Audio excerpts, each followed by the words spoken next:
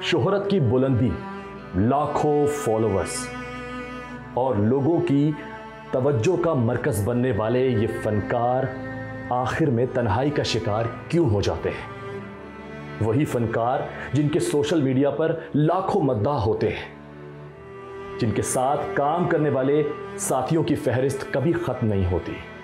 वही फनकार जिंदगी के किसी मोड़ पर मुआशरे से बिल्कुल कटकर क्यों रह जाते हैं और यहां तक कि तन्हाई में उनकी मौत हो जाती है और हफ्तों महीनों किसी को खबर तक नहीं होती। ये सिर्फ एक अलमिया नहीं बल्कि एक सवाल है हमारे समाजी रवैयों पर।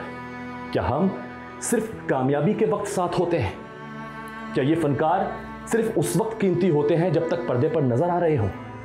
आज के शो में इस दर्दनाक हकीकत पर बात करेंगे कि शोहरत की चकाचौंध जिंदगी से गुजरकर तन्हाई की तारीकी का सफर मजबूरियों के कांटों पर गुजरकर कैसे होता है। आखिर इसमें किसका कसूर है? इसका जिम्मेदार कौन है?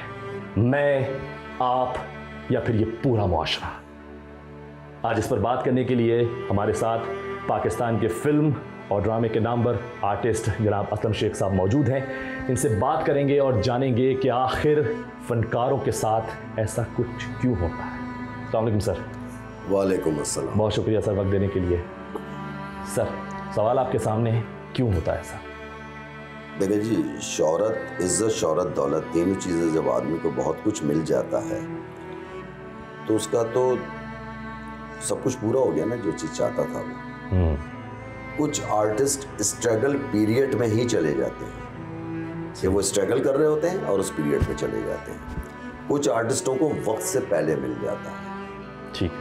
आए, देखा, नहीं कहते हैं, देखा और वो छा गए, ऐसा भी होता है। और जिन्होंने नाम, इज्जत, शोहरत, दौलत कमा ली होती है उनका फिर दिल भर जाता है ये चकाचौंध दुनिया से। चकाचौंध दुनिया से दिल भर जाता है।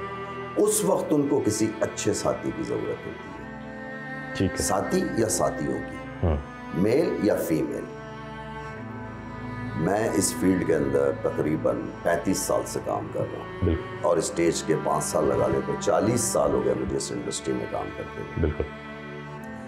40 साल पहले के आर्टिस्टों से लेके आज तक सबसे मैं कांटेक्ट में हूँ। पिछले दिनों मजबूरन मुझे वो ऑडियो लीक करनी पड़ी, मजबूरन, कि जब आयशा आपा की औलाद के ऊपर कीचड़ उछाला गया। ऐसा कुछ भी नहीं था। आयशा आपा अपनी मर्जी से अलहदा रहती थी। जो जिंदगी में सब कुछ देख लेते हैं वो तन्हाई पसंद हो जाते हैं, वो यहाँ तक भर चुके होते हैं अर्तुगल। उन्होंने इज्जत, शोहरत, दौलत सब देखा होता है। ठीक है। और कभी भी ना जवानी टिकती है ना पैसा टिकता है। कुछ भी पैसा और जवानी टिकती नहीं, सब आर्जी है। सही बात है। मैंने जिंदगी में शमीमारा बेगम को भी देखा जब वो बिस्तर पे थी और मैं उनकी खैरियत पूछने जाता था तो शमीमारा मुझसे कहती थी, वीसीआर का टाइम था और वो सीडी का दौर आ चुका था, तो मुझसे कहती थी उस सहली फिल्म रखी थी, कहने ये लगा दे। तो वो सहली फिल्म लगाकर बिस्तर पे लेटे हुए सिर्फ देखती रहती थी और यहाँ से शमीमारा का आंसू बहते रहते थे कि ना ये वक्त है ना ये जवानी है। बहुत सारी एक्ट्रेस हैं और एक्टर हैं जो घरों में हैं और उनकी देखभाल करने वाले उनके या तो बच्चे हैं या बीवी है, और जिसका कोई भी नहीं है, मुल्क से बाहर चले गए हैं, वो अकेले ही सब कुछ करते हैं। जी, ऐसा है। जब वो अकेले ही सब कुछ करते हैं तो जवानों की तरीके से अब वो मोबाइल भी इस्तेमाल नहीं करते। अभी 2 केस सामने आए, एक आयशा आपा का, एक हुमैरा भी वक्त से पहले बहुत बड़ी सुपरस्टार बनना चाहती थी।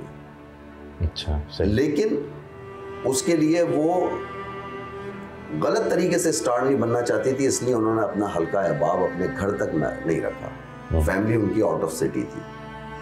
अब वो क्या ताल्लुकात थे फैमिली से मुझे नहीं मालूम उनके, मुझे आयशा आपा के बारे में मालूम है कि आयशा आपा जो है वो तन्हाई पसंद हो गई थी। अभी मैंने टेलीविजन के एक और फिल्म के एक बहुत बड़े स्टार के बारे में देखा, गाड़ी रख ली है उन्होंने, हुमायूं कुरैशी।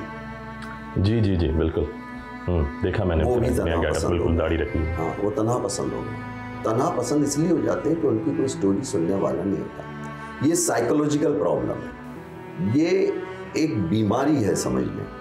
और इस बीमारी को आम आदमी 25 करोड़ में कोई भी नहीं समझ सकता था इस आदमी के साथ क्या हो रहा है। तो ये बीमारी जिसकी आप बात कर रहे हैं, इस कैफियत की जो आप बात कर रहे हैं, ये क्या ये शोबिज़ में आने के बाद है या पहले से है कहीं ना कहीं आपके अंदर, जो बाद में उजागर हो रही है, बाद में आपको भी समझ आ रही है और आप फिर किनारा कशी इख्तियार कर रहे हैं? रात जागते हैं, सिगरेट पीते हैं और चाय ज़्यादा पीते हैं तो एसिडिटी बढ़ जाती है, तो आपको या तो अल्सर हो जाएगा या पाइल्स हो जाएगी। आपने कहा कि ये बीमारी आपको अल्सर या पाइल्स पहले से नहीं है, आपने जो तरीका इस्तेमाल किया उससे हुई, रूटीन जो आपने बनाया उससे शुरू कर। ये लाइफ की रूटीन शो बिजनेस में आने के बाद जो जब आम आदमी भी आपके करीब नहीं आ सकता था, आपका एक महदूद सर्कल है, जो आपके आर्टिस्ट हैं, आपका कैमरामैन है, आपका राइटर है, आपका डायरेक्टर है, आपके कुलीग है, बस वहाँ तक है।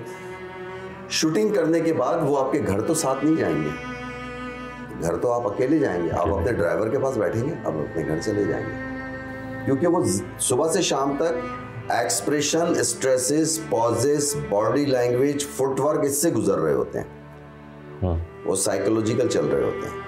उसने रोल किया हुआ है एक मासी का, जब तक आप मासी नहीं बनेंगे उसकी प्रॉब्लम का आपको नहीं पता चलेगा। वो मासी बन चुकी होती, आयशा आपा ने अगर मासी का रोल किया होगा तो कोई भी मासी आएगी, उनको पता है कि इसका लाइफ स्टाइल क्या है, जब कैसे आएगी, कैसे बैठेगी, क्या बात है। शेख हूँ, मैं सुबह से शाम तक मोची का रोल करता हूँ, शाम को मैं मोची का गेटअप उतार के फेंकता हूँ और असलम शेख अपने अंदर आता है, तो मुझे मोचियों की लाइफ स्टाइल का पता है। मैंने हीरोइनचियों का भी रोल किया, फुटपाथ पे बैठ के उनके साथ सिगरेटें भी पी है। हीरोइनचियों की कभी भी कोई आदमी मोची नहीं बनता, हीरोइनची नहीं बनता, वकील नहीं बनता, जज नहीं बनता, फेडरल लॉर्ड नहीं बनता, जब तक आप बनोगे नहीं तो उसके बारे में आपको पता कैसे जाए। हम तो बनते हैं और बन के उसके बाद मैं कहता हूँ कि हम एक्टरों के जो नमाज पढ़ते हैं हमारे सजदे लंबे हो जाते हैं कि अल्लाह तेरा लाख लाख शुक्र है, तूने मुझे गधा गाड़ी चलाने वाला नहीं बनाया। जब तक बनोगे नहीं उस वक्त तक तो ये एहसास नहीं आएगा ना अर्तुगरुल, बिल्कुल नहीं आएगा, सही कह रहे हैं। अभी पिछले दिनों आपने सुना होगा कि समीना अहमद ने इस उम्र में शादी कर ली, उस तन्हाई से निकलना चाहती थी, उन्होंने मुकाबला किया उस चीज का, उनका मुकाबला किया। अब दुनिया है 36,000 बातें करे कि जी 70 साल की उम्र में शादी कर ली। अब वो तो कहने वाले तो हर जगह है, हर वक्त है। कितनी ऐसी एक्ट्रेस हैं जिनके शौहर से डाइवोर्स हो गई तो उन्होंने तन्हाई की बजाय शादी कर ली, शादी तो मूव ऑन किया, ठीक है, बिल्कुल।